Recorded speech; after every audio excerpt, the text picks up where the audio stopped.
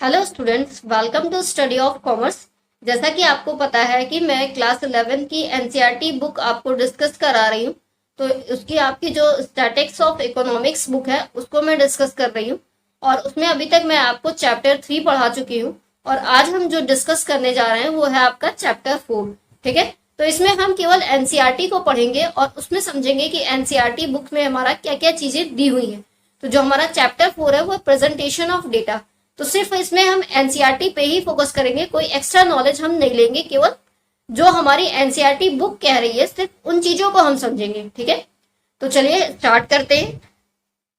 इससे पहले हमने पढ़ा था ऑर्गेनाइजेशन ऑफ डेटा। ठीक है, तो उसमें हमने समझा था कि डेटा को हम कैसे ऑर्गेनाइज करते हैं।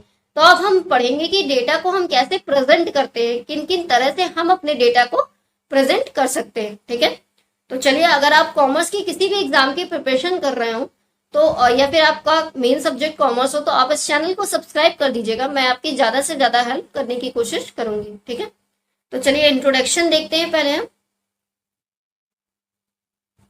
इंट्रोडक्शन में कह रहा है you have already learn in previous chapter how data are collected and organised. तो जैसा कि हम पहले पढ़ ही चुके हैं कि हम डेटा को कैसे कलेक्ट करते हैं और कैसे अपने डेटा को हम ऑर्गेनाइज करते हैं। ठीक है, as data are As data are generally voluminous, they need to be put in a compact and presentable form. तो हमें अपने डेटा को एक प्रेजेंटेबल फॉर्म में ही प्रेजेंट करना होता है। ठीक है, this chapter deals with the presentation of data precisely so that the voluminous data collected could be made usable readably and are easily comprehended. ठीक है, तो वॉल्यूमिनस डेटा का मतलब क्या हो गया कि रॉ डेटा। ठीक है, तो जो रॉ डेटा मिलता है उसको हम कलेक्ट करके एक यूजेबल फॉर्म में उसको कन्वर्ट करते हैं। ठीक है, they are generally 3 forms of presentation of data. तो देयर आर हमारे 3 तरह के प्रेजेंटेशन होते हैं डेटा, यानी कि डेटा को हम 3 तरह से प्रेजेंट कर सकते हैं। ठीक है, तो चलिए आगे देखते हैं कौन कौन से प्रेजेंटेशन के वो होते हैं। ये आपके 3 तरह के होते हैं। एक है हमारा टेक्सटुअल और डिस्क्रिप्टिव प्रेजेंटेशन, दूसरा है हमारा टेबुलर प्रेजेंटेशन, तीसरा है हमारा डायग्रामेटिक प्रेजेंटेशन। तो इसके नाम से ही क्लियर है कि पहले में हम टेक्स्ट का यूज करेंगे, डिस्क्रिप्टिवली प्रेजेंट करेंगे। ठीक है, डिस्क्राइब के फॉर्मेट में। दूसरा है टेबुलर प्रेजेंटेशन, यानी कि हम टेबल के फॉर्मेट में अपने डेटा को प्रेजेंट करेंगे। तीसरा है हमारा डायग्रामेटिक प्रेजेंटेशन, यानी कि हम डायग्राम के फॉर्म में अपने डेटा को प्रेजेंट करेंगे। तो चलिए पहला वाला देखते हैं। पहला है हमारा textual presentation of data. In textual presentation data are described within the text. तो डेटा को हम एक टेक्स्ट के अंदर में ही डिस्क्राइब करते हैं। When the quantity of data is not too large, this form of presentation is more suitable. तो इसको याद रखिएगा कि जब हमारा डेटा जो है उसकी क्वांटिटी लार्ज नहीं होती तो उस सिचुएशन में टेक्सटुअल प्रेजेंटेशन ऑफ डेटा ज्यादा सुटेबल होती है। ठीक है, look at the following case. चलिए अब इनका केस 1 देखते हैं।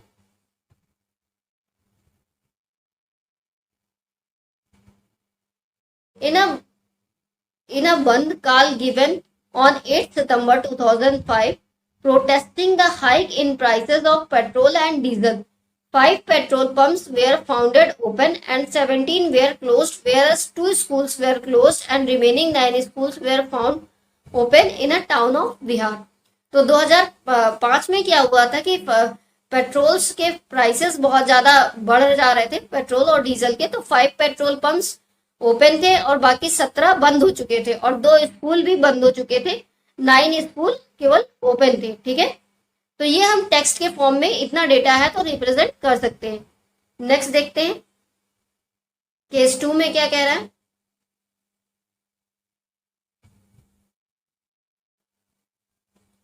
Census of India 2001 reported that Indian population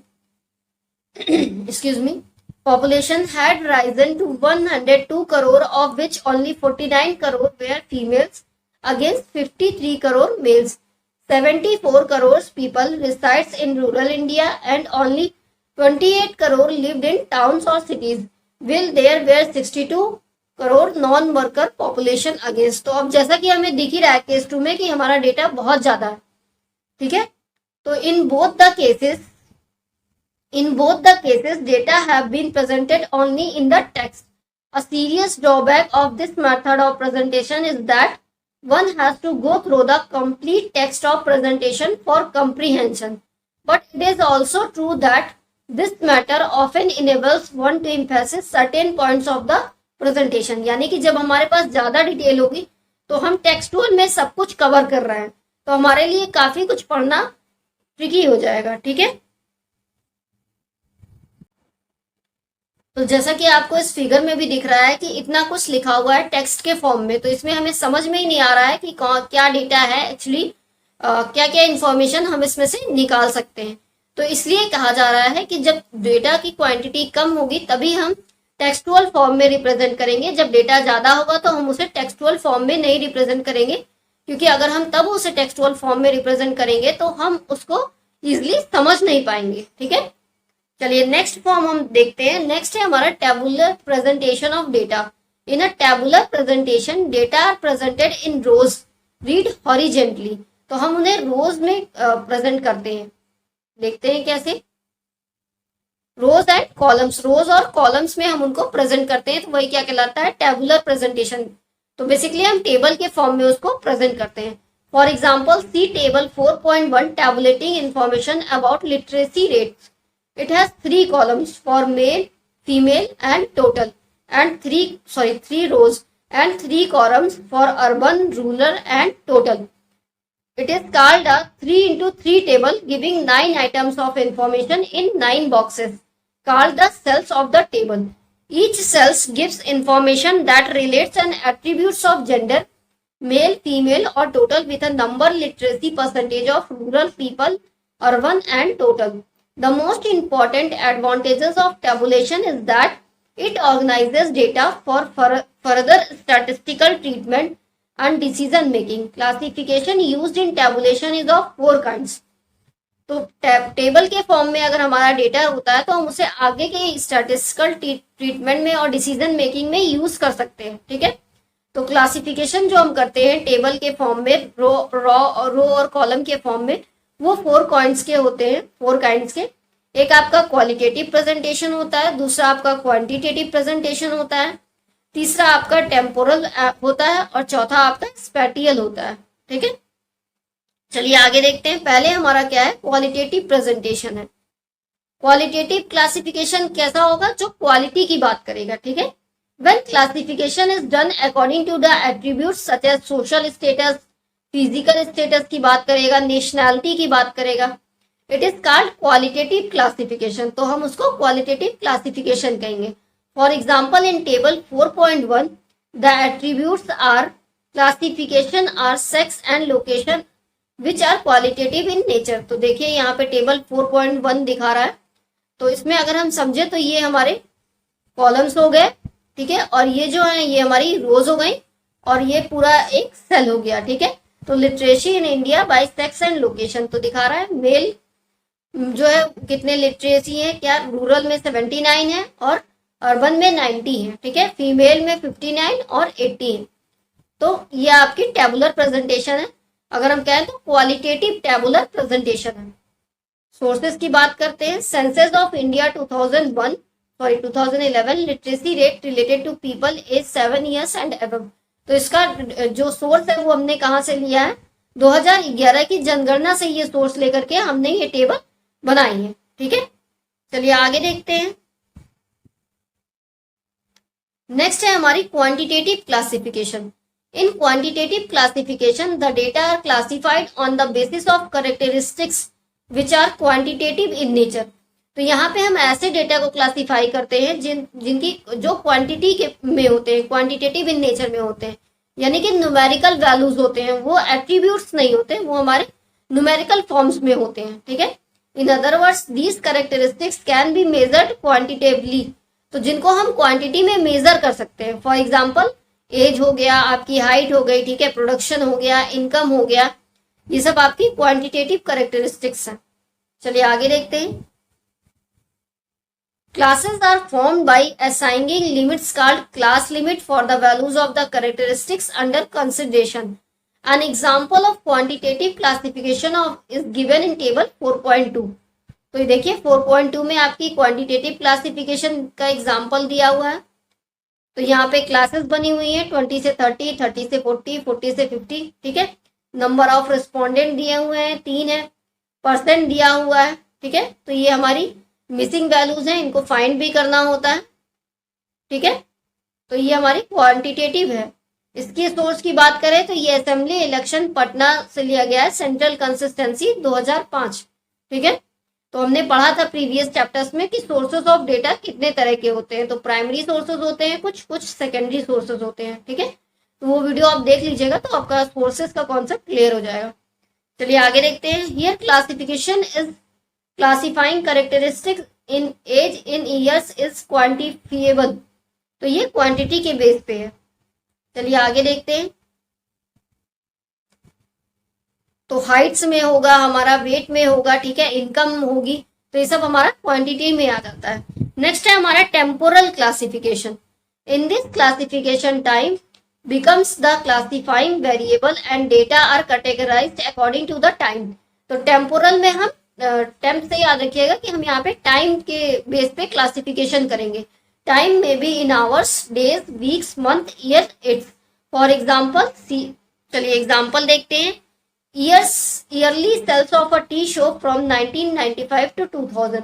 तो 1995 से लेके 2000 तक हमने कितना जो है टी सोप सेल किया है, उसका ईयर वाइज वो दिया हुआ है। तो ये टाइम को कंसीडर कर रहा है, टाइम वाइज हम अपने डेटा को रिप्रेजेंट कर रहे हैं। तो अगर हम 1995 की बात करें तो वहां पे 79.2 सेल्स हुई थी, 1996 में 81.3 हुई थी, सबसे ज्यादा 1999 में हुई थी 100.2 सेल्स, ठीक है।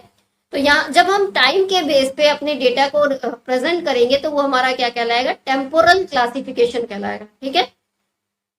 डेटा सोर्स इसका अनपब्लिश डेटा सोर्स है, यानी कि ये पब्लिश नहीं हुआ, तो ये एक तरह का सेकेंडरी डेटा सोर्स होता है।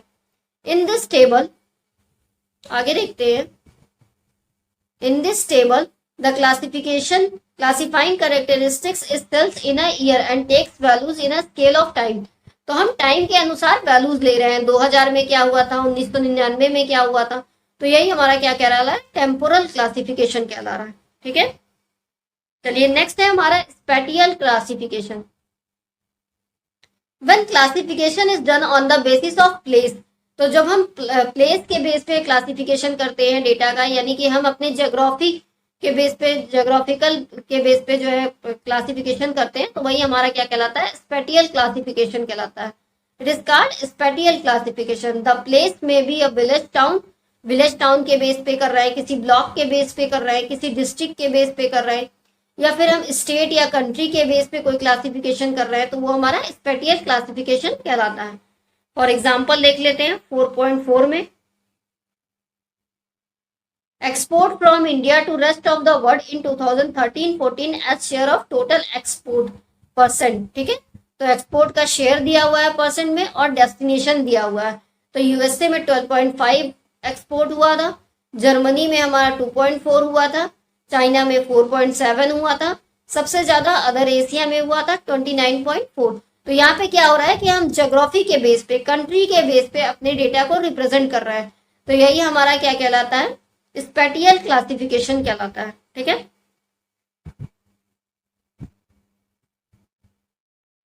चलिए नेक्स्ट कॉन्सेप्ट है हमारा tabulation of data and parts of a table. तो चलिए आज हम जो टॉपिक डिस्कस करने वाले हैं वो है आपका tabulation of data and parts of a table, यानी कि हम अपने डेटा को टेबुलेशन के फॉर्म में कैसे प्रेजेंट करते हैं, ये हम इस वीडियो में देखेंगे, ठीक है। तो चलिए देखते हैं हमारी बुक में क्या लिखा है। To construct a table, it is important to learn first what are the parts of a good statistical table.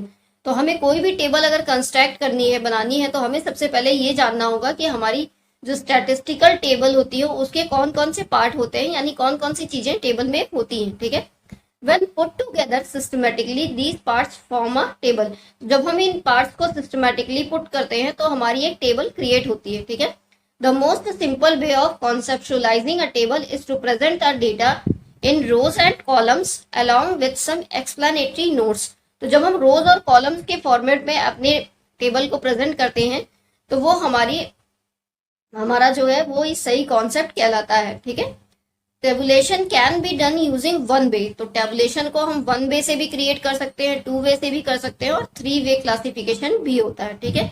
Depending upon the number of characteristics involve. तो ये डिपेंड करता है कि कितनी करेक्टरिस्टिक्स है, उसी के बेस पे हम अपने रोज और कॉलम्स को डिवाइड करते हैं टेबल में। ठीक है, a good table should essentially have the following. तो चलिए देखते हैं कि हमारी गुड टेबल में क्या क्या चीजें होनी चाहिए। तो उसमें टेबल नंबर होना चाहिए।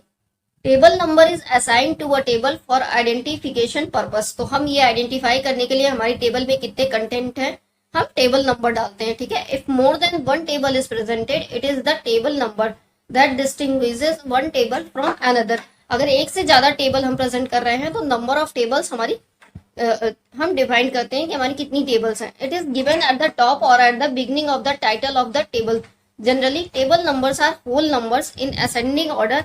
If there are many tables in a book, subscripted numbers like 1.2, 3.1, its are also used for identifying the table according to its location. तो हम उसको डेसिमल के फॉर्म में भी डिस्ट्रीब्यूट कर सकते हैं टेबल नंबर्स को। For example table 4.5 should be read as the fifth table of the fourth chapter. तो फोर्थ चैप्टर की फिफ्थ टेबल है ये टेबल 4.5 एंड सो ऑन। चलिए देखते हैं, पहला है हमारा टाइटल, सॉरी सेकंड है ये, फर्स्ट पार्ट हमारा क्या था, टेबल नंबर। दूसरा हमारा टाइटल, कि हम अपनी टेबल का क्या टाइटल रखेंगे। The title of a table narrates about the contents of the table. तो हम अपनी टेबल में किस डेटा को प्रेजेंट कर रहे हैं उसी के हिसाब से हम उसका टाइटल डिसाइड करते हैं। It has to be clear, brief and carefully worded so that the interpretation made from the table are clear and free from ambiguity. It finds place at the head of the table, succeeding the table number or just below it. तो हम अपनी table जहां पे बनाते हैं उसके top में यानी हेड ऑफ द टेबल लिखते हैं उसका टाइटल, कि हम किस बेस पे या किस लिए जो है टेबल बना रहे हैं, क्या टॉपिक हम इसमें डिस्कस करेंगे। ठीक है, वही क्या कहलाता है, आपका टाइटल कहलाता है। थर्ड है आपका कैप्शंस और कॉलम हेडिंग्स। तो अब हम ये डिसाइड करना है कि ऊपर की जो हमारी मेन मीनू होता है यानी कि टेबल हेडिंग्स क्या क्या रखेंगे। पहला हम सीरियल नंबर रखेंगे, दूसरा कॉन्टेक्ट रखेंगे या नेम रखेंगे, जो भी हम रखना चाहते हैं वही क्या कहलाएगा, कॉलम हेडिंग्स कहलाएगा। At the top of each column in a table, column designation is given to explain figures of the column. This is called caption or column headings. Next है हमारा stubs और row headings. अब row headings क्या क्या होंगी, like a caption और column headings, each row of the table has to given a heading. तो row में भी हम headings लिखते हैं और column में भी headings लिखते हैं। The designation of the rows are also called stubs or stub items, and the complete left column is known as stub column या फिर row column. A brief description of the row headings में also be given at the left hand top in the table सी। तो 4.5 हम देखेंगे table, तो उसमें हमें सब कुछ क्लियर हो जाएगा। नेक्स्ट है हमारा बॉडी ऑफ द टेबल, यानी कि अब हम क्या क्या चीजें एक्सप्लेन करेंगे टेबल में। Body of the table is the main part and it contains the actual data. उसमें हमारा एक्चुअल डेटा होता है। Location of any figure data in the table is fixed and determined by the row and column of the table. For example, data in the second row and fourth column indicate that 25 crore females in rural India were non-workers in 2001. ठीक है, चलिए आगे देखते हैं। Next है हमारा unit of measurement. Unit of measurement क्या होता है कि हम किसी भी चीज को मतलब किस उसमें मेजर कर रहे हैं। फॉर एग्जाम्पल हम दूध ले रहे हैं तो उसको हम लीटर में मेजर करते हैं, मतलब कि क्वांटिटी को जिस चीज में हम उसको मेजर करते हैं वही क्या कहलाती है, यूनिट ऑफ मेजरमेंट कहलाती है। द यूनिट ऑफ मेजरमेंट, एक मिनट, the unit of measurement of the figure in the table actual data should always be stated along with the title. If different units are there for rows or columns of the table, these units must be stated along with steps or captions. If figures are larger they should be rounded up and the method of rounding should be indicated. चलिए अब हम table 4.5 देखते हैं। ठीक है, ये हमारी table 4.5 है। देखिए इसमें सबसे पहले जो है हमारी हेडिंग है, टाइटल है। ठीक है, टेबल का टाइटल लिखा है, टेबल नंबर ये लिखा हुआ है। टेबल नंबर क्या है, 4.5, और टेबल का टाइटल है population of India according to workers and non workers by gender and location in 2001। ठीक है, तो ये कॉलम की हेडिंग रखी हुई है। ऊपर का जो टॉप है देखिए, ये कॉलम की हेडिंग में पहला लोकेशन है, दूसरा जेंडर है, तीसरा मेन है, चौथा वर्कर्स है, पांचवा नॉन वर्कर्स है और फिर टोटल्स है। और इधर आपकी रो हेडिंग्स है या स्टब हेडिंग्स इनको बोलते हैं। और ये हमारा क्या है, कंटेंट है, यानी कि जो मेन हमारा बॉडी है टेबल की। ठीक है, चलिए आगे देखते हैं। अब बात करते हैं सोर्सेज की, कि हम जो टेबल बना रहे हैं उनके सोर्सेज क्या क्या है। It is a brief statement or phrase indicating the source of data presented in the table. If more than one source is there, all the sources are to be written in the source. Source is generally written at the bottom of the table. तो sources हम नीचे लिखते हैं table के, कि हमें ये data कहाँ से मिला हुआ है। ठीक है, नेक्स्ट है हमारा note. Note is the last part of the table. It explains the specific feature of the data content of the table which is not self-explanatory and has not been explained earlier. तो short में कभी कभी क्या होता है कि table के नीचे नोट्स भी दी होती है, मतलब कुछ इंपॉर्टेंट पॉइंट्स दिए होते हैं जो कि टेबल में नहीं दिखाए गए होते हैं, डेटा से रिलेटेड, वही क्या कहलाते हैं, नोट्स कहलाते हैं। ठीक है, चलिए नेक्स्ट है हमारा डायग्रामेटिक प्रेजेंटेशन ऑफ डेटा। ठीक है, यानी कि अब हम अपने डेटा को डायग्राम बना करके प्रेजेंट करेंगे। ठीक है, this is the third method of presenting data. तो ये हमारा थर्ड मेथड होता है डेटा को प्रेजेंट करने का। This method provides the quickest understanding of the actual situation to be explained by the data in a comparison to tabular और textual presentation. तो जैसा कि हमने पहले पढ़ा था कि टैबुलर प्रेजेंटेशन कैसी होती है डेटा की और टेक्सटुअल कैसी होती है। ठीक है, तो अब हम पढ़ेंगे कि डायग्रामेटिक प्रेजेंटेशन कैसा होता है डेटा का। तो diagrammatic presentation of data translates quite effectively the highly abstract ideas. तो डायग्राम के थ्रू अगर हम कोई डेटा प्रेजेंट करते हैं तो वो इफेक्टिव ज्यादा होता है। ठीक है, आगे देखते हैं। Numbers into more concrete and easily comprehensible form, और उनको हम इजिली समझ भी पाते हैं डायग्राम के फॉर्म में अगर कोई चीज हमें रिप्रेजेंट की जाती है तो। Diagrams may be less accurate but are much more effective than tables in a presenting the data. तो डायग्राम्स हमारे उतने एक्यूरेट तो नहीं होते टेबल के कंपैरिजन में, लेकिन इफेक्टिव ज्यादा होते हैं। ठीक है, there are various kinds of diagrams in common use, among them the important ones are following. तो बहुत से तरह के आपके डायग्रामेटिक प्रेजेंटेशन होते हैं डेटा के, लेकिन कुछ इंपॉर्टेंट होते हैं जो यहाँ पे दिए हुए हैं। पहला आपका है ज्योमेट्रिक डायग्राम, दूसरा आपका फ्रीक्वेंसी डायग्राम और तीसरा आपका अर्थमेटिक लाइन ग्राफ। ठीक है, तो ये तीन तरह से हम अपने डेटा को डायग्राम के थ्रू प्रेजेंट कर सकते हैं। तो चलिए पहला समझते हैं, हमारा ज्योमेट्रिक है। Bar diagram and pie diagram come into the category of geometric diagram. तो इसमें हमारा बार डायग्राम और पाई डायग्राम आ जाता है। The bar diagrams are of three types. तो ये तीन तरह के होते हैं बार डायग्राम्स। एक आपका सिंपल होता है, एक मल्टीपल होता है और एक आपका कंपोनेंट बार डायग्राम होता है। चलिए देखते हैं तीनों टाइप। तो पहला है हमारा बार डायग्राम में simple bar diagram. Bar diagram comprises a group of equispaced and equiwidth rectangular bars for each class or category of data। तो यहाँ पे इक्वल स्पेस और इक्वल वेट के आपके रेक्टेंगुलर बार्स होते हैं हर एक क्लास की डेटा की कैटेगरी में। ठीक है, हाइट और length of the bar reads the magnitude of data.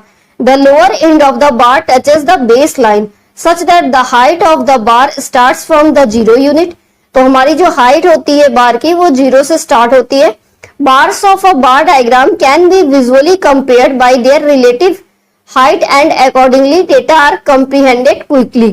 ठीक है, data for this can be of frequency और नॉन फ्रीक्वेंसी टाइप। तो जो हमारे डेटा होते हैं वो फ्रीक्वेंसी या नॉन फ्रीक्वेंसी टाइप होते हैं। इन नॉन फ्रीक्वेंसी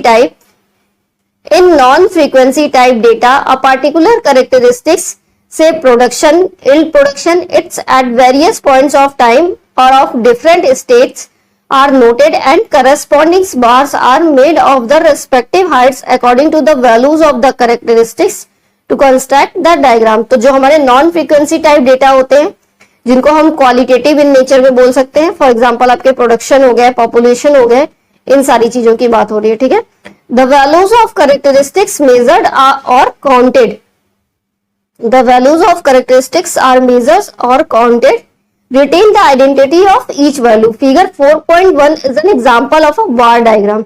चलिए फिगर 4.1 देखते हैं। ये नहीं है, आई थिंक ये तो 4.6 है। 4.1 कहाँ गया आपका, ये है नीचे ही है। चलिए तो पहले आगे पढ़ लेते हैं तो फिर फिगर देखते हैं। Different types of data may require different modes of diagrammatic representations। तो जितने तरह के डेटा होंगे उतनी तरह की उनकी डायग्रामेटिक रिप्रेजेंटेशन होंगी, वो अलग अलग मोड्स रिक्वायर करते हैं। Bar diagrams are suitable both for frequency type and non frequency type variables and attributes. तो ये फ्रीक्वेंसी टाइप और नॉन फ्रीक्वेंसी टाइप दोनों तरह के डेटा के लिए सुटेबल होते हैं आपके बार डायग्राम्स, ठीक है। Discrete variables like family, size, spots on a dice, grades in an examination, its and attributes such as gender, religion, caste, country, its, इन सब के लिए भी ये suitable होते हैं। Can be represented by bar diagrams. Bar diagrams are more convenient for non-frequency data such as income,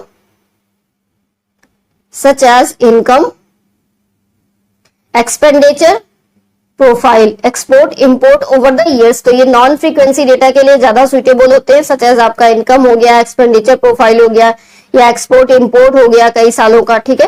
तो इन सब तरह के डेटा के लिए ये ज्यादा सुटेबल होते हैं आपके बार डायग्राम्स। एक एग्जाम्पल भी दिया हुआ है, सीम्स बेटर, ये आपका फिगर देख ही रहे हैं आप, करोड़ में दिया हुआ है। मार्जिनल वर्कफोर्स क्या लगी है, ठीक है, मेजर वर्कफोर्स क्या लगी है, और आपकी 3 तरह की वर्कफोर्स दी हुई है, और ये बार डायग्राम बना हुआ है, इसी को हम बार डायग्राम बोलते हैं, ठीक है। A category that has a longer bar literacy of Kerala than another category literacy of West Bengal has more of the major or enumerated characteristics than the other. Bars also called columns, तो bars को हम columns भी बोल सकते हैं, are usually used in time series data, food grain produced between 1980 and 2000। तो ये normally हमारे जो है टाइम सीरीज डेटा में यूज होते हैं, ठीक है। डिकैडल वेरिएशन इन वर्ड पार्टिसिपेशन, तो ये हमारा 4.6 एक डेटा है, इसका हम ये टेबल के फॉर्म में है, बोल सकते हैं, इसको हम बार डायग्राम में रिप्रेजेंट करेंगे, ठीक है। तो यहाँ पे 4.6 में आपका लिटरेसी रेट दिया हुआ है मेजर स्टेट्स ऑफ इंडिया का, 2001 का है और 2011 का है, ठीक है। तो यहाँ पे आपका मेजर इंडिया स्टेट दिया हुआ है, जैसे कि आंध्र प्रदेश में जो लिटरेसी रेट है मेल का वो 7.3 है 2001 में, और 2011 में 75.6 है, फीमेल का 50.4 है, और 2001 में 2011 में 59.7 है, ठीक है। तो ऐसे सारे डेटा दिए हुए हैं। अब इनका प्रेजेंटेशन ऑफ डेटा हो रहा है बार डायग्राम के थ्रू, ठीक है। देखिए यहाँ पे मेजर स्टेट्स दिखे हुए हैं, जैसे कि ये आंध्र प्रदेश है, आंध्र प्रदेश में मेल का कितना था 75.6 2011 में, तो उस हिसाब से ये बना हुआ है, ठीक है। Bar diagram showing male literacy rates of major states of India 2011, तो 2011 का डेटा इसमें लिया गया है, केवल मेल का लिटरेसी रेट लिया गया है, ठीक है। चलिए आगे देखते हैं। Rate registered unemployed over the years literacy rate. Bar diagrams can have different forms such as multiple bar diagram and component bar diagram. तो ये तो हमारा सिंपल बार डायग्राम था, अब हम मल्टीपल और कंपोनेंट बार डायग्राम भी पढ़ते हैं। तो पहले हम पढ़ते हैं मल्टीपल बार डायग्राम। तो वो जो सिंपल हमारा था कि हमने लिटरेसी रेट दिखाया था मेल का, तो वो हमारा सिंपल बार डायग्राम था। अब हमारा बात करेंगे हम मल्टीपल बार डायग्राम की।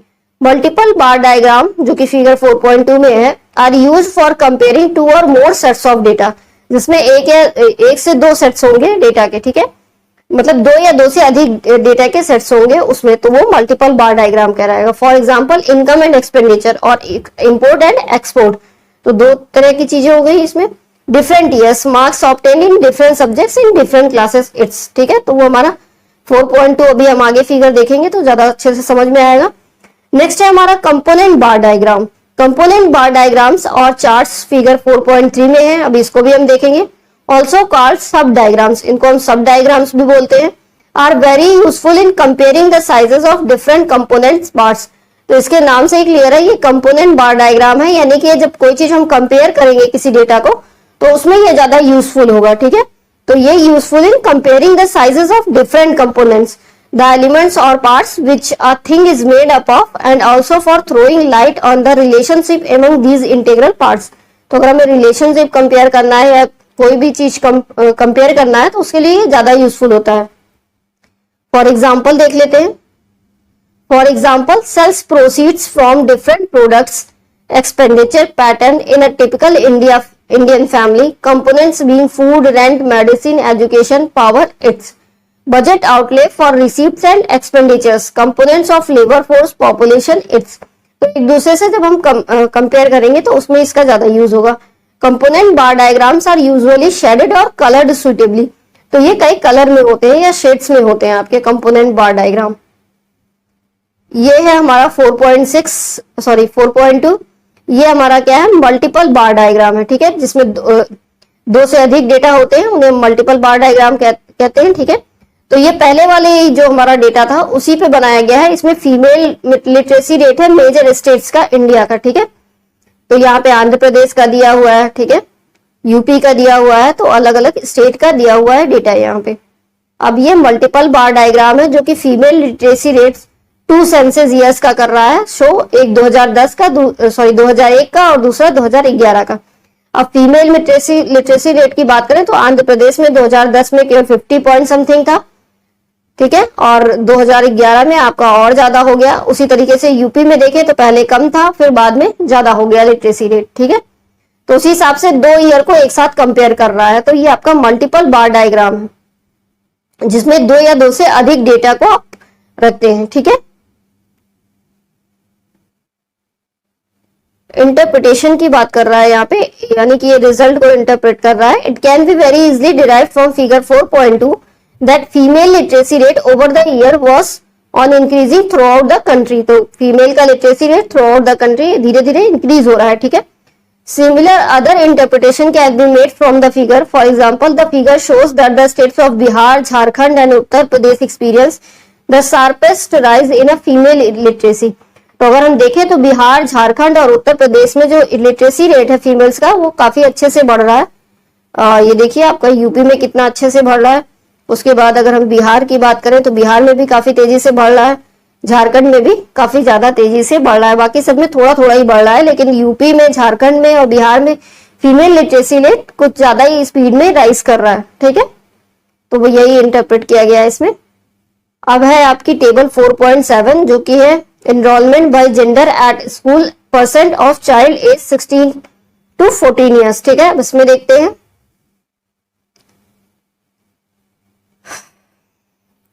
A component bar diagram shows the bar and its subdivision into 2 or more components. For example, the bar might show the total population of children, the age group of 16 to 14 years. The components show the proportion of those who are enrolled and those who are not.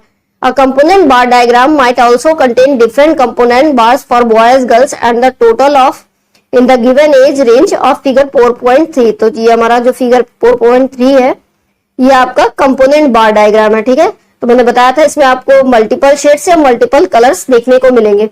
तो यहाँ पे boys और girls दोनों का एक साथ में हुआ है, ठीक है। ये आपका गर्ल्स का है और ये दोनों का कंपैरिजन है एनरोलमेंट का। तो एनरोलमेंट हुआ है प्राइमरी लेवल पर डिस्ट्रिक्ट ऑफ बिहार में कि कितने गर्ल्स और कितने बॉयज एनरोल हुए हैं, ठीक है। तो उनका डेटा है ये। आगे देखते हैं component bar diagram. First of all, a bar is constructed on the basis of x-axis with its height equivalent to the total value of the bar for percent data and for height is of 100 units. Otherwise, the height is equated to the total value of the bar and proportional heights of the components are worked out using unitary method. Smaller components are given priority in parting the bar. तो जब हम component बार बनाएंगे तो जो small data होगा उसको top पे रखेंगे और जो लार्जर होगा उसको ज्यादा जगह में दिखाएंगे ना। तो सीधी सी बात है, जब कोई चीज कम होगी तो उसको हम कम दिखाएंगे और जो ज्यादा होगी वो ज्यादा दिखाएंगे। तो यहाँ पे जो कम वाले हैं वो ऊपर रहेंगे और ज्यादा वाले नीचे रहेंगे, ठीक है। तो उसी हिसाब से इसको दिखाते हैं। चलिए नेक्स्ट टॉपिक है हमारा पाई डायग्राम। तो प्रेजेंटेशन ऑफ डेटा जो हमारा चैप्टर है ये उसका ये पाई डायग्राम जो टॉपिक है ये हम नेक्स्ट पार्ट में डिस्कस करेंगे और हमारा जो नेक्स्ट पार्ट होगा प्रेजेंटेशन ऑफ डेटा का उसमें हम पूरा चैप्टर फिनिश कर देंगे, ठीक है। तो वीडियो अगर पसंद आया हुआ तो लाइक कर दीजिएगा, चैनल को सब्सक्राइब कर दीजिएगा आगे के और वीडियोस देखने के लिए। और अगर आपको कहीं पे भी कोई भी डाउट हो तो आप कमेंट करके पूछ सकते हैं, ठीक है, उसमें कोई दिक्कत नहीं है। आप कमेंट करेंगे तो मुझे भी अच्छा लगेगा, क्योंकि आप देख लेते हैं केवल वीडियो और कमेंट नहीं करते तो मजा नहीं आता। आप कमेंट भी करेंगे तो समझ में आएगा ना कि आप भी कोई इंटरेस्ट ले रहे हैं, ठीक है। तो इसमें हम बात करेंगे कि हमारा पाई डायग्राम क्या होता है, ठीक है। उसके बाद हमारे फ्रीक्वेंसी डायग्राम्स कौन कौन से बनते हैं, ठीक है। एक हमारा ओगिव होता है, ठीक है। वो सब आज इस वीडियो में हम डिस्कस करेंगे। एक आपका हिस्टोग्राम होता है, तो उन सब के बारे में हम आगे पढ़ेंगे, ठीक है। तो वीडियो अगर पसंद आएगा तो लाइक कर दीजिएगा, चैनल को सब्सक्राइब कर दीजिएगा। अगर आप कॉमर्स के स्टूडेंट हो, ठीक है, तो मैं आपकी ज्यादा से ज्यादा हेल्प करने की कोशिश करूंगी, या फिर आप कॉमर्स की किसी भी एग्जाम की प्रिपरेशन कर रहे हो तो, ठीक है। तो चलिए आज का वीडियो स्टार्ट करते हैं। तो आज हम बात करेंगे पाई डायग्राम की, कि हमारा पाई डायग्राम क्या होता है, ठीक है। तो अगर हम हिंदी में समझे तो पाई डायग्राम बेसिकली हमारा एक सर्कल के फॉर्म में होता है, और इसमें हम केवल डिग्री के वैल्यूज को ही रिप्रेजेंट कर पाते हैं, ठीक है। यानी कि हमारा जो डेटा डिग्री के फॉर्म में होगा, 36 डिग्री या 40 डिग्री या डिग्री के फॉर्म में होगा, उसी को हम पाई डायग्राम में रिप्रेजेंट कर पाते हैं, ठीक है। यानी कि अगर हमारा कोई एब्सोल्यूट वैल्यू है तो उसको पहले हम परसेंटेज के फॉर्म में कन्वर्ट करेंगे, और उसके बाद उनको हम जो है डिग्रीज के फॉर्म में कन्वर्ट करते हैं, तभी हम उनको पाई डायग्राम में रिप्रेजेंट कर पाते हैं। यानी कि अगर हमें पाई डायग्राम में कोई डेटा रिप्रेजेंट करना है तो वो डिग्रीज में ही उसकी वैल्यू होनी चाहिए, ठीक है। तो चलिए हम पढ़ते हैं। पाई diagram is also a component diagram. तो पाई डायग्राम को हम कंपोनेंट डायग्राम भी बोलते हैं, ठीक है। But unlike a bar diagram, here it is a circle whose area is proportionally divided among the components. तो 4.4 आपका जो फिगर है उसमें रिप्रेजेंट भी किया गया है कि पाई डायग्राम बेसिकली हमारा एक सर्कल होता है जिसमें हम प्रोपोर्शनली डिवाइड करते हैं परसेंटेज के फॉर्म में, सॉरी डिग्रीज के फॉर्म में, ठीक है। तो ये हमारा एक फिगर बना हुआ है 4.4 का, ठीक है, ये देख लीजिए आप। तो इसमें क्या है, सर्कल बना हुआ है, उसको हम प्रोपोर्शनेट के फॉर्म में हमने डिवाइड किया है, ठीक है। यही हमारा क्या कहलाएगा, पाई डायग्राम कहलाएगा। चलिए आगे देखते हैं। It is also called a pie chart. इसको हम पाई चार्ट भी बोल सकते हैं। The circle is divided into as many parts as there are components by drawing straight lines from the centre to the circumferences. यानी कि हमारा एक जो सर्कल होगा उस पे एक स्ट्रेट लाइन हम मिड पॉइंट से खींच लेंगे, उसके बाद हम उनको जो है डिवाइड करेंगे डिफरेंट पार्ट्स में सर्कमफ्रेंसेस से, ठीक है। तो वही क्या कहलाएगा, आपका पाई डायग्राम कहलाएगा। तो बेसिकली इस फॉर्म में वो होता है आपका, ठीक है। चलिए आगे देखते हैं। Pie charts usually are not drawn with absolute values of a category. तो मैंने आपको बताया है कि जो हमारा पाई चार्ट होता है उसको हम एब्सोल्यूट वैल्यूज में नहीं ड्रॉन कर सकते, बना नहीं सकते। जो अगर हमारे पास एब्सोल्यूट वैल्यूज है तो उनको पहले हम परसेंटेज के फॉर्म में कन्वर्ट करेंगे, उसके बाद उन वैल्यूज को जो परसेंटेज में आई हो उनको हम डिग्रीज के फॉर्म में कन्वर्ट करेंगे 360 के एंगल में। तो फिर जो डिग्रीज आएंगे फिर उनको हम पाई चार्ट पे रिप्रेजेंट करेंगे, ठीक है। The values of each category are first expressed as percentage of the total values all the categories। तो जो हमारी एब्सोल्यूट वैल्यूज होंगी सबसे पहले हम उनको एक्सप्रेस करेंगे परसेंटेज के फॉर्म में, ठीक है। आगे देखते हैं। A circle in a pie chart, a circle in a pie chart irrespective of its value of radius is thought of having 100 equal parts of 3.6 degree. यानी कि हम 360 डिग्री होती है तो उसको 100 से डिवाइड कर देते हैं, तो 3.6 डिग्री ईच हम मान के चलते हैं सर्कल के एक पार्ट को, ठीक है, कोई भी जो भी पार्ट होता है उसका। To find out the angle, तो हमें एंगल फाइंड आउट करना है। तो the component shall subtend at the centre of the circle, each percentage figure of every component is multiplied by 3.6। तो मान लीजिए आपका 40% आया तो 40% इंटू 3.6 कर देंगे, तो जो हमारा वैल्यू निकल के आएगी वही हमारी क्या होगी, उसकी डिग्री होगी, और उसी वैल्यू के फॉर्म में हम अपने पाई चार्ट को रिप्रेजेंट करेंगे, यानी कि पाई चार्ट में अपने डेटा को रिप्रेजेंट करेंगे। An example of this conversion of percentages of a components into angular components of the circle is shown in table 4.8। तो हमारी टेबल 4.8 में ये एग्जांपल आपका शो भी कर रहा है, ठीक है। इसमें आपका देखिए एक बीच में हमने पॉइंट ले लिया है, उससे एक सर्कल ड्रॉन कर लिया है, फिर जो भी रेशियो आया है उनको उसी में हमने डिवाइड कर दिया है उसी पार्ट्स में, ठीक है। शुरू से देखते हैं।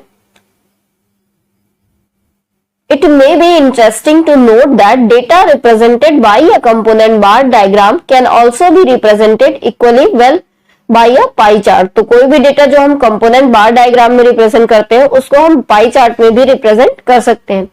The only requirement being that absolute values of the components have to be converted into percentage before they can be used for a pie diagram।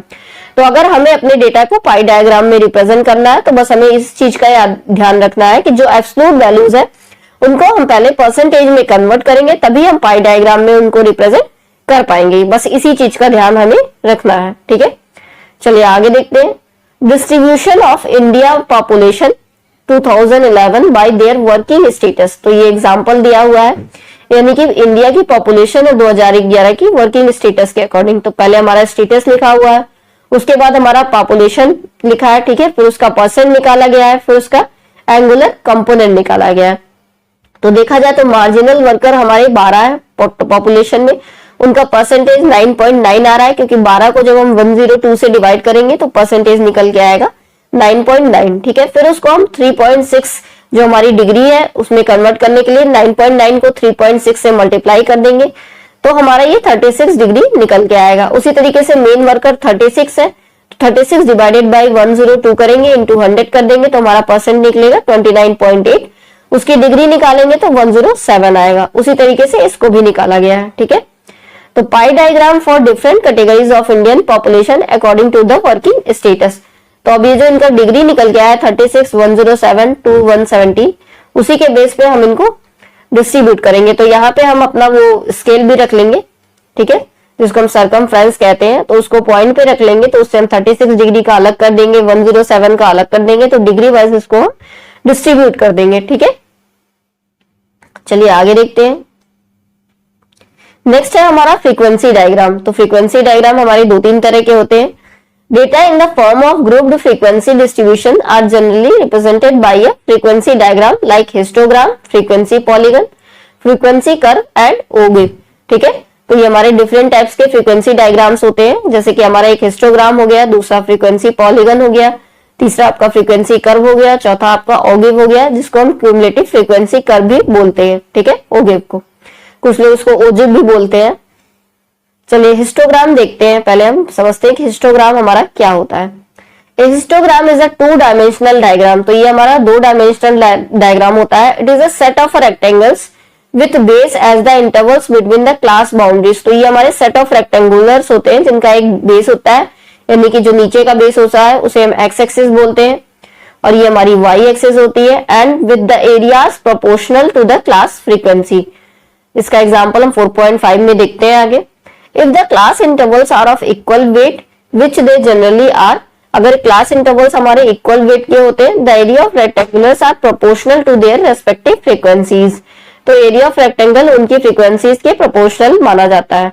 However, in some type of data, it is convenient at times necessary to use varying weight of a class intervals. For example, when tabulating deaths by age at death, it would be very meaningful as well as useful to have very short age intervals. तो अगर हम किसी की death और उसके as के according उसकी death को मेजर करेंगे तो उसकी बात हो रही है। वेरी शॉर्ट एज इंटरवल्स 0, 1, 2, तो बहुत से शॉर्ट इंटरवल्स होने लगेंगे। At the beginning when death rates are very high compare to death at most other higher age segments of the population for graphical representation of such data. तो बहुत ज्यादा इसके intervals आ जाएंगे, तो अगर हमें इसकी ग्राफिकल रिप्रेजेंटेशन देना है इस डेटा की, तो height for area of a rectangular is the quotient of a height here frequency and base. Weight of the class interval when intervals are equal, that is when all rectangles have the same base. Area can conventionally be represented by the frequency of any intervals for the purpose of comparison, ठीक है। तो comparison के purpose से हम उनको distribute करेंगे। चलिए example से ज्यादा अच्छे से समझ में आएगा, ठीक है। चलिए एग्जाम्पल पे ही चलते हैं direct. 4.9 distribution of daily veg earners in a locality of a town. तो डेली वेज अर्नर्स की जो है डिस्ट्रीब्यूशन किया गया है टाउन में, जो उनकी लोकेलिटी है उसके बेस पे। तो पहले हमारी डेली अर्निंग्स है, उसके बाद नंबर ऑफ वेज अर्नर्स है। तो अगर हम देखें तो 45 से 49 में 2 है, 50 से 54 में 3 है, 65 से 69 में 6 है। तो इस बेस पे ये डेटा दिया हुआ है। इसकी अनपब्लिश डेटा सोर्स भी दिया हुआ है। Since histograms are rectangles, a line parallel to the baseline and of the same magnitude is to be drawn at a vertical distance equal to frequency. तो हिस्टोग्राम क्या होते हैं? ये रेक्टेंगल्स होते हैं जो कि पैरेलल बेसलाइन से होते हैं, ठीक है, और इनके जो मैग्नीट्यूड ड्रॉन किए जाते हैं वो वर्टिकल डिस्टेंस के होते हैं, फ्रीक्वेंसी से बराबर, ठीक है, of the class intervals. A histogram is never drawn since for a continuous variables. तो continuous variables के लिए हम कभी भी हिस्टोग्राम नहीं बनाते। The lower class boundary of a class interval fuses with the upper class boundary of the previous interval, equal or unequal. The rectangles are all adjacent and there is no open space between two consecutive rectangles. यानी कि जो हम histogram बना रहे हैं तो उसमें जो हम ये रेक्टेंगल्स बनाते हैं, ठीक है, वो एक दूसरे से सटे हुए होने चाहिए, इन दोनों के बीच में कोई स्पेस नहीं होना चाहिए, तभी वो हिस्टोग्राम कहलाते हैं। ठीक है। Sometimes the common portion between two adjacent rectangles is omitted, giving a better impression of continuity. तो sometimes क्या होता है कि दो adjacent angles जो है वो omitted हो जाते हैं, उनके impression में continuity नहीं रहती। ठीक है। The resulting figures gives the impression of a double staircase. तो उस केस में हम क्या करते हैं, डबल staircase बना लेते हैं। ठीक है। Histogram looks similar to a bar diagram. तो हिस्टोग्राम हमारा बार डायग्राम के जैसा ही लगता है, लेकिन but there are more differences than similarities, लेकिन दोनों में ज्यादा डिफरेंसेस है between the two than it may appear at the first impression. The spacing and the weight or the area of bars are all arbitrary. It is the height and not the weight or the area of the bar that really matters. A single vertical line could have served the same purpose as a bar of the same weight. Moreover, in histogram, no space is left between the two rectangles. तो जैसा कि मैंने बताया कि histogram में क्या होता है, दो रेक्टेंगल्स के बीच में स्पेस नहीं होता। ठीक है। But in a bar diagram some space must be left between consecutive. लेकिन बार डायग्राम में कुछ स्पेस होते हैं कंसिक्यूटिव बार्स में, एक्सेप्ट इन मल्टीपल बार और कंपोनेंट बार डायग्राम। चलिए आगे देखते हैं। Although the bars have the same weight, the weight of the bar is unimportant for the purpose of comparison. The weight in a histogram is unimportant as its height. तो जो wait होता है histogram में वो important होता है उसकी height के ही जितना। We can have a bar diagram both for discrete and continuous variables. तो बार डायग्राम हम डिस्क्रीट और कॉन्टिन्यूअस दोनों वेरिएबल्स के लिए बना सकते हैं, लेकिन अगर हम हिस्टोग्राम की बात करें, but histogram is drawn only for a continuous variable, इसको केवल हम कॉन्टिन्यूअस वेरिएबल के लिए ही यूज कर सकते हैं। तो histogram also gives value of mode of the frequency distribution graphically. तो हिस्टोग्राम हमें मोड की वैल्यू भी प्रोवाइड करता है फ्रीक्वेंसी डिस्ट्रीब्यूशन में, अगर हम ग्राफिकली डिस्ट्रीब्यूट कर रहे हैं तो, as shown in a figure 4.5 and the x coordinate of the dotted vertical lines gives the mode. तो चलिए देखते हैं। ये है आपका हिस्टोग्राम डेली वेजेस का, जो हम अभी हमने आगे देखा था कि नंबर ऑफ वेजेस दिए थे और अर्निंग भी दी हुई थी वर्कर्स की। ठीक है। तो उसमें दिया हुआ है, ये आपका हिस्टोग्राम बना हुआ है। देखिए इसमें दोनों के बीच में स्पेस नहीं है। ठीक है। और इसी में जो है, अगर हम जो मिड पॉइंट है उसकी वैल्यू को लेके चलते हैं, जैसे कि ये इसका मिड पॉइंट है, ये इसका मिड पॉइंट है, ये इसका मिड पॉइंट है, और इन्हीं मिड पॉइंट्स को जब मिलाते हैं तो वही क्या कहलाता है, आपका फ्रीक्वेंसी पॉलीगन कहलाता है। ठीक है। जिसके बारे में हम आगे पढ़ेंगे। तो ये आपका हिस्टोग्राम है for the distribution of 85 daily veg earners in a locality of a town. ठीक है। चलिए आगे देखते हैं। Frequency polygon. A frequency polygon is a plane bounded by a straight lines, usually 4 or more lines. Frequency polygon is an alternative to histogram and is also derived from histogram itself. तो frequency polygon एक alternative होता है histogram का, और इसको हम histogram की मदद से भी बना सकते हैं, और बिना हिस्टोग्राम की हेल्प के भी, बिना हिस्टोग्राम बनाए भी हम फ्रीक्वेंसी पॉलीगन बना सकते हैं। ठीक है। चलिए आगे देखते हैं। Frequency polygon can be fitted to the histogram for studying the shape of the curve. The simplest method of drawing a frequency polygon is to join the midpoints of the top side of the consecutive rectangles of the histogram. तो जैसा कि मैंने बताया कि histogram की ये जो आपने बनाया है हिस्टोग्राम, इसका जो मिड पॉइंट है, इनकी मिड पॉइंट को डॉट से हम जब जोड़ते हैं तो वही क्या कहला देता है, फ्रीक्वेंसी पॉलीगन कहलाता है। Excuse me. चलिए आगे देखते हैं। It leaves us with the 2 ends away from the baseline, delaying the calculation of the area under the curve. आगे देखते हैं। The solution is to join the 2 endpoints, thus obtain to the baseline at the mid values of 2 classes with 0 frequency immediately by each end of the distribution. चलिए इसकी theory ना पढ़ के direct हम इसके उस पे चलते हैं, डायग्राम पे, तो आपको ज्यादा क्लियरली समझ में आएगा। तो देखिए ये आपका फ्रीक्वेंसी पॉलीगन है। ठीक है। उसी डेटा का जो हमारा वेज और वर्कर का डेटा था, ठीक है, वर्कर्स और उनके जो है अर्निंग्स दी हुई थी, तो उसका जो डेटा था उसी के बेस पे ये बनाया गया है। तो जैसा कि मैंने बताया आपको कि जितने भी हिस्टोग्राम होंगे उनके मिड पॉइंट को लेकर के हम पहले डॉट बना लेंगे मिड पॉइंट पे, और फिर उन्हीं डॉट्स को हम मिला देंगे। तो ये हमारा हिस्टोग्राम की हेल्प से फ्रीक्वेंसी पॉलीगन हमारा बन जाएगा। ठीक है। तो ये आपका फ्रीक्वेंसी पॉलीगन है। चलिए आगे देखते हैं। तो आई होप आपको फ्रीक्वेंसी, पॉलीगन, हिस्टोग्राम ये सब और पाई चार्ट दोनों का, तीनों का मतलब समझ में आ गया होगा। चलिए आगे देखते हैं। अब ये देखिए, ये हमारा वही सेम डेटा पे बना है फ्रीक्वेंसी, पॉलीगन, लेकिन इसमें क्या हुआ है, इसमें हमने हिस्टोग्राम की हेल्प नहीं ली है, सिर्फ डॉटेड लाइन ऐसे ऐसे अपनी डॉटेड बना लिया और उसी के बेस पे फ्रीक्वेंसी कर्व बना दिया है। ठीक है, तो दोनों कंडीशन में हम फ्रीक्वेंसी पॉलीगन बना सकते हैं। चलिए अब बात करते हैं फ्रीक्वेंसी कर्व की। The frequency curve is obtained by drawing a smooth free hand curve passing through the points of the frequency polygon as closely as possible.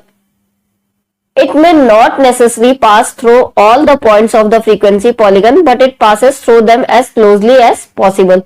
तो फ्रीक्वेंसी कर्व भी हमारा जो है फ्रीक्वेंसी पॉलीगन की डॉटेड लाइन से ही बन जाता है। चलिए आगे हम देखते हैं ऑगिव क्या होता है हमारा, जिसको हम क्यूमुलेटिव फ्रीक्वेंसी भी बोलते हैं। ठीक है, ogive is also called cumulative frequency curve, इसको हम क्यूमुलेटिव फ्रीक्वेंसी कर्व भी बोलते हैं।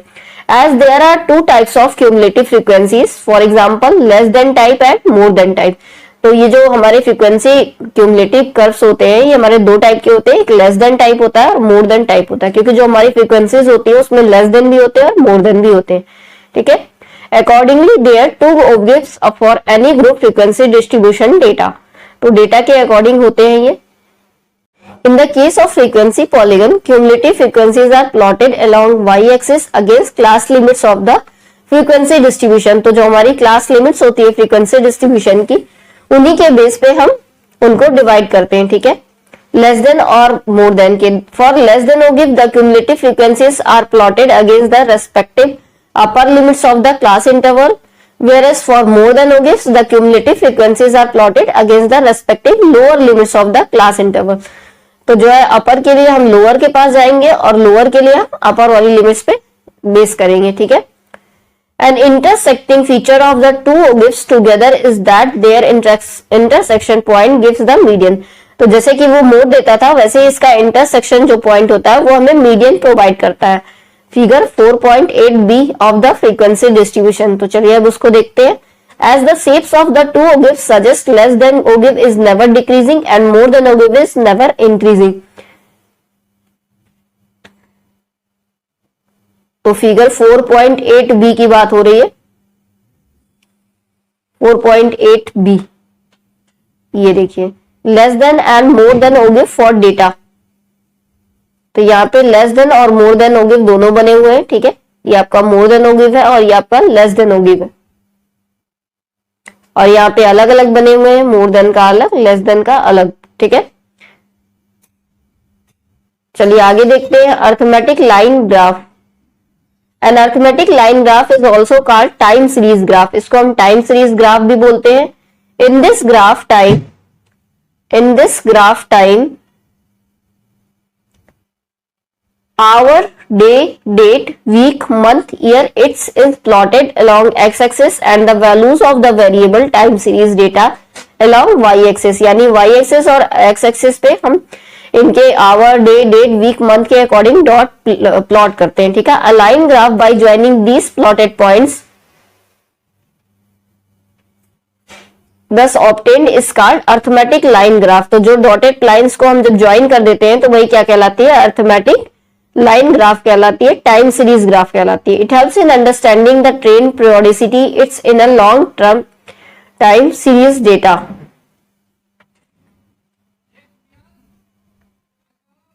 Here you can see from figure 4.9 that for the period 1993 to 94 to 2013-14 the imports were more than the exports through the period. You may notice the value of both exports and imports। तो चलिए हम figure ही देख लेते हैं।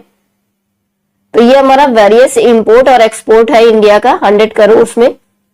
ठीक है, time के year के बेस पे दिया हुआ है, 1993 से 94 में आपका इतना एक्सपोर्ट और इंपोर्ट था, 2002 से 3 में हमारा इतना इंपोर्ट और एक्सपोर्ट था। ठीक है, अब इसके बेस पे ये ग्राफ बनाया गया है, ये देखिएगा, इसी को कहते हैं अर्थमेटिक लाइन ग्राफ। तो हम डॉट के बेस पे ही, पहले हमने डॉट बना लिया है ईयर वाइज इंपोर्ट और एक्सपोर्ट की। ठीक है, फिर हम उन दोनों को जोड़ रहे हैं। तो ये वाला आपका इंपोर्ट है और ये जो लाइन प्लेन वाला है ये आपका एक्सपोर्ट है। ठीक है, तो इसी को हम क्या बोलते हैं, अर्थमेटिक लाइन ग्राफ बोलते हैं। तो इस चैप्टर में जो कि आपका प्रेजेंटेशन ऑफ डेटा है, इसमें हमने काफी कुछ समझा कि हम अपने डेटा को किस किस तरह से प्रेजेंट कर सकते हैं। हम उनको टेक्सटुअल फॉर्म में भी प्रेजेंट कर सकते हैं, हम उनको टेबल बना करके टेबल के फॉर्म में भी अपने डेटा को प्रेजेंट कर सकते हैं, रिप्रेजेंट कर सकते हैं, ठीक है।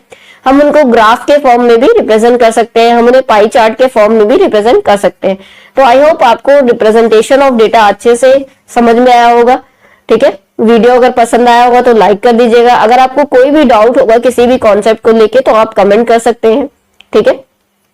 चलिए चैनल को सब्सक्राइब कर दीजिएगा आगे की और वीडियोस देखने के लिए। बाकी आप मुझसे टेलीग्राम पे या फिर इंस्टाग्राम या फिर फेसबुक पे जुड़ना चाहते हैं तो डिस्क्रिप्शन बॉक्स में लिंक दिया हुआ है, आप मुझे फॉलो कर सकते हैं, ठीक है। कुछ भी आप पूछना चाहते हैं तो उस पर आप कमेंट कर सकते हैं या मैसेज कर सकते हैं। मैं आपको जब भी फ्री टाइम मिलेगा तो रिप्लाई करने की कोशिश करूंगी। चलिए, थैंक्स फॉर वॉचिंग।